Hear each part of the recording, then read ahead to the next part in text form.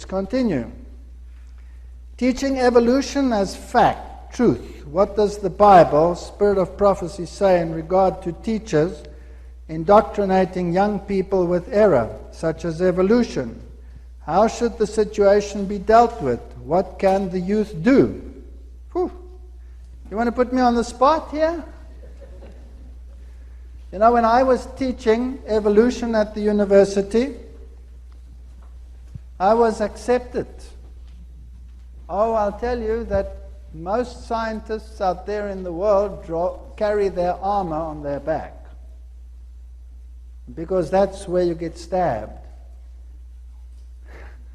Even when you are an evolutionist and a respected scientist and everybody loves what you stand for and you're financed. When I became a creationist, I was a pariah. I was the dirt of the earth. They hated everything I stood for. In spite of it, God gave me the position back, not because of anything in me, by the grace of God. I was professor of zoology, head of department for 15 years in a huge secular university. I'm talking of a university with 45,000 students, with exchange programs with Harvard University and Oxford University and Cambridge University, not some backstreet university. And I was the only creationist in a secular university in the Southern Hemisphere. My back had target written all over it. And I would say to the staff, I know that you cannot possibly trust me in terms of teaching evolution at this university, because you know I don't believe in it. And I know it irks you. But I will pay with my own research money, and you get the very best evolutionists in the country to come and give the specialized evolutionary courses that you want the students to receive in this university. And I paid for it. I paid for it out of my research money.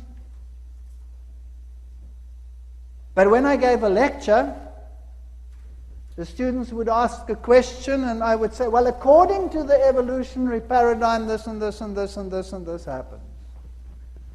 And then the students would say to me, yes, but what do you say?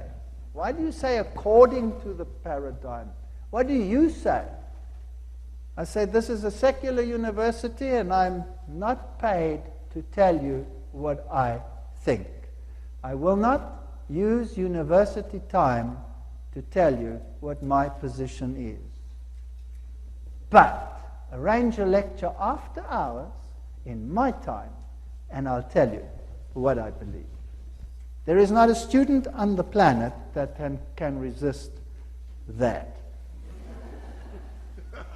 And so they would arrange these lectures, and I would tell them what I believe, and we would have serious discussions on these issues, and many, many of them would be persuaded that maybe God was right after all, and that would just fan the flame, and it would get even worse.